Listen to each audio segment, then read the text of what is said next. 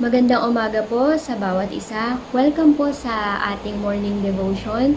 Ako po si Sister Emmy Dominguez from Christ is the Answer Church, Nugan.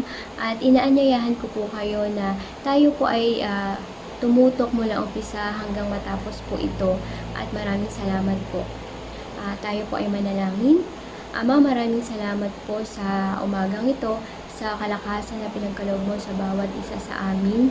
Dalangin ko po muli ang aming protection, Father God, and blessing, Panginoon, sa bawat isa sa amin na and may apply namin, Panginoon, ang aming matututunan, Panginoon, sa isang buong linggo, na ito po ay aming maging sandata, maging katatagan, Panginoon, at palalimin ang aming pananampalataya sa inyo, Panginoon. At ako po ay bigyan niyo ng kaalaman, Panginoon, karunungan sa pagbabahagi ng inyong salita, at ako po ay patawarin ninyo sa aking mga kasalanan, Panginoon. Ito po ang aking samot dalangin sa tanging pangalan ni Jesus. Amen. Yun po.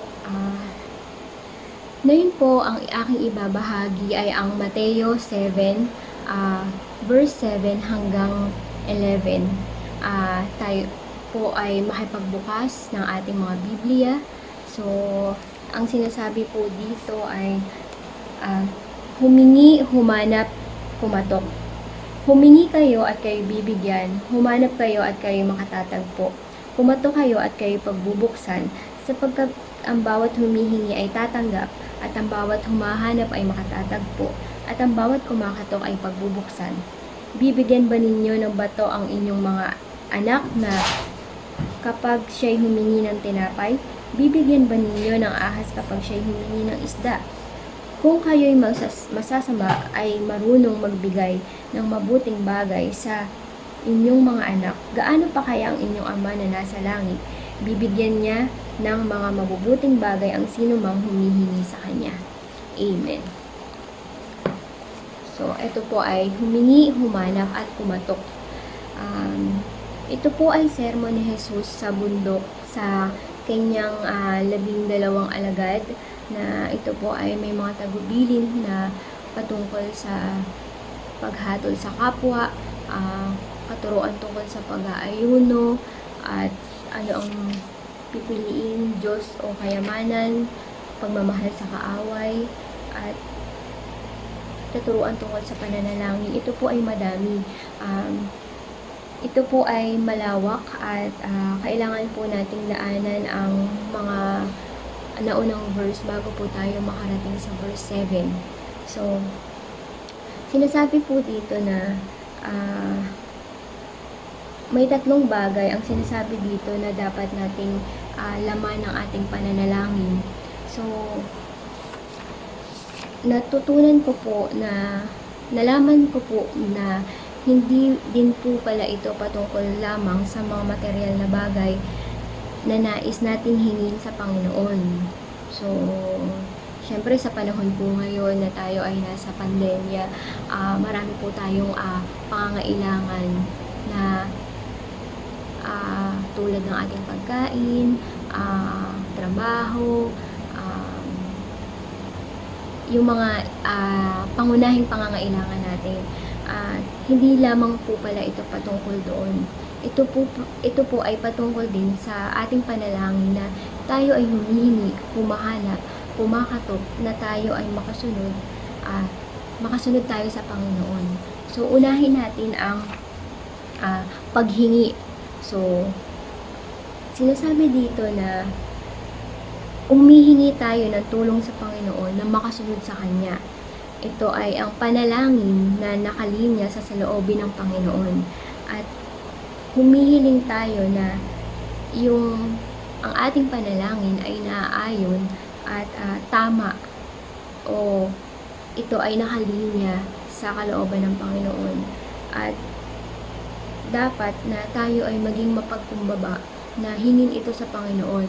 Sa panahon ngayon, maaring kung tayo ay Kristiyano, hingin natin sa Panginoon na paano pa tayo magagamit ng Panginoon kung tayo ay hindi makalabas ng ating tahanan, hindi tayo makapunta sa ating church, hindi natin makita ng personal ang ating mga ka-churchmate, ang ating mga kapatid sa simbahan. Maari pa rin tayong gamitin ng Panginoon at hingin natin sa Panginoon yun. Maari pa rin niyang gamitin ang ating buhay sa ministeryo.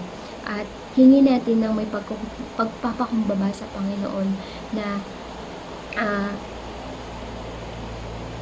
ano ang dapat natin gawin upang makasunod sa Kanya. At ito ay may kasamang pagtitiwala at pananampalataya sa Panginoon na ipagkakaloob niya ito. So, tayo ay humingi sa Panginoon. At sinasabi dito sa 1 John 5 verse 14, hindi tayo nag-aatubiling lumapit sa Kanya dahil alam nating ibibigay niya ang anumang hingi natin, kung ito ay naayon sa Kanyang kalooban. So, ang ating panalangin, ang ating hinihingi, tulad ng nasabi ko kanina, ay dapat naayon sa Kanyang kalooban dahil ito ay hindi ipagkakait ng Panginoon sa atin at tutugunin niya ito. So, yun po. At ang pangalawa ay ang humanap. Panalangin na may kasamang paggawa. So, ito, mas tataasan natin ang antas ng ating pananalangin dahil dito ay mayroon na tayong pagkilos o may kasamang paggawa. Kailangan nating hanapin ang salita ng Panginoon para yung desire natin na mas lumago tayo, mas magamit tayo, yun ay pagkakaloob ng Panginoon. Ito yung may nais na tayong palaguin sa ating paglilingkod. Maaari kasi na tayo lamang ang hinihintay ng Panginoon at nais niyang tugunin ang ating panalangin at hinihintay niya lamang tayong kumilos at hanapin natin ang sagot. So, kailangan nating bigyan ng effort yung ating panalangin. So, yun. Ang pangalawa ay humanap. Ang pangatlo naman ay ang humatok. So, sinasabi dito na ito ay ang mas mataas na antas ng ating pananalangin dahil tayo ay kumakatok. Talagang mayroon tayong desire na ng pagbabago. Tulad ng mga nabanggit ko kanina na bago mag chapter 7, paano natin susundin ang mga tagubili ng Panginoon. So, dahil sa nais nating paglago at pagbabago ng paglilingkod sa Panginoon, magagawa natin ang kalooban niya ayon sa Kanyang salita. At kumakatak tayo sa Panginoon sa pamamagitan ng panalangin na maging ang laman lamang nito ay ang sundin lamang siya. So, yun. Maniwala tayo na hindi tayo bibigyan ng Panginoon na tugunin ang ating pananalangin. Sinasabi dito na sa Matthew 6 verse 33 na pagsikapan natin na pagharian tayo ng Diyos at mamuhay ayon sa kalooban at ibibigay niya ang lahat ng ating pangangailangan. So, the more we desire na paglago natin sa spiritual nating buhay, sinasabi rito ng Panginoon na ibibigay niya ang lahat ng inyong pangangailangan.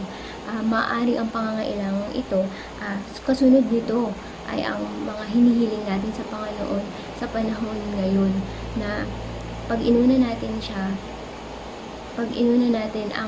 ang kaharian niya, isusunod niya ang mga desire ng ating puso.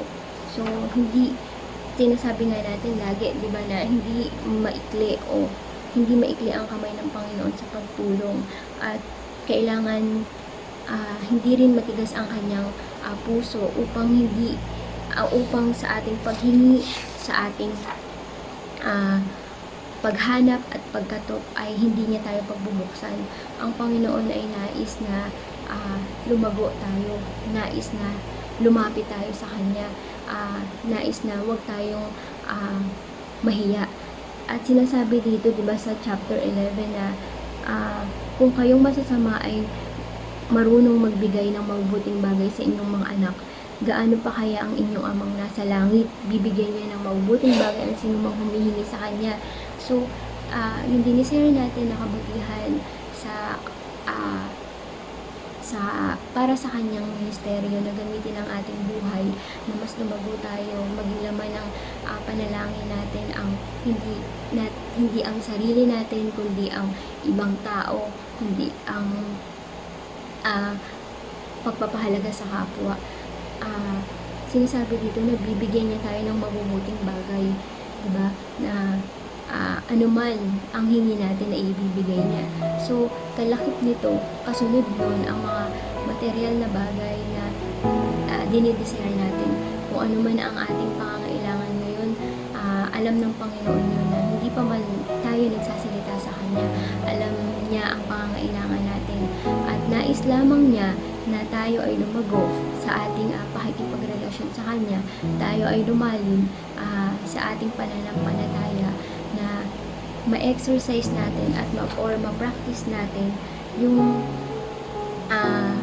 pagsikapan natin na manalangin tayo ng mas malalim at turuan tayo ng Panginoon na tama ang laman ng ating puso't isipan at hindi makasariling desire lamang ito, at maaari na evaluate natin ang ating panalangin, ma-evaluate natin na hindi tayo humihingi para lang yun sa atin, at huwag tayong sumuko at magsikap tayo sa pagbabago, maging persistent tayo.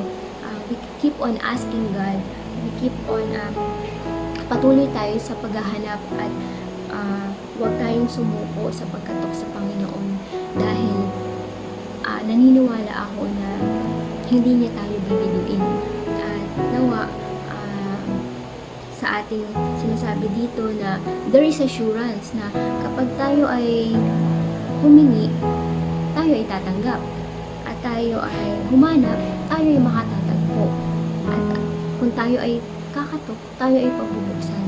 So, ang Panginoon ay sadyang napakabuti sa bawat isa sa atin, na talagang may matututunan tayo sa Kanyang mga salita.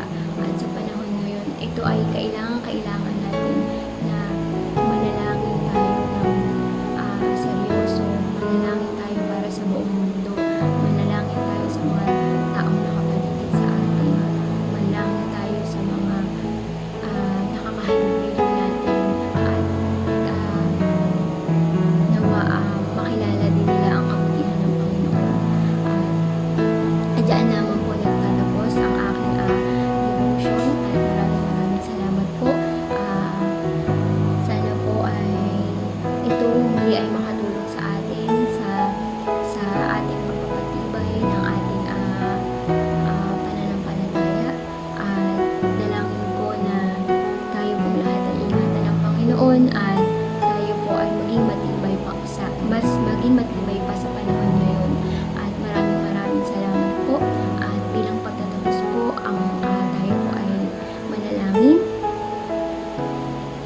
Ama, maraming salamat po sa umagang ito, Panginoon.